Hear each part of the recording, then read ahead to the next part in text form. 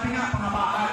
May term ito na laro eh, pero kung natin masyadong paisipan kung ano man yun, ang tamang tawag, pero ito pangabaan.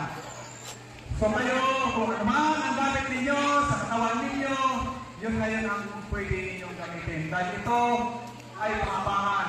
So from start nito, hanggang dulo, hanggang noong, kung kaya nyo, ay ilatag nyo ang gusto nyo ilatag, magtabi. O baka so siguro, naiintindihan ninyo ang ibig sabihin. So ganun na, ang presyo, ang price is 200. Okay na yan. So, hindi natin yung pang-price mo kaya yan. Ay, no. Dami pa pala. Tik 50 ha, hindi mo nanalo. Tik 50, 400. Okay, game. So, alam niyo na. May tanong pa ba? Wala, alam niyo na. So, diskarte lang ninyo kung paano nyo ngayon papahin ha? Ang inyong mga ilalatag na gamit.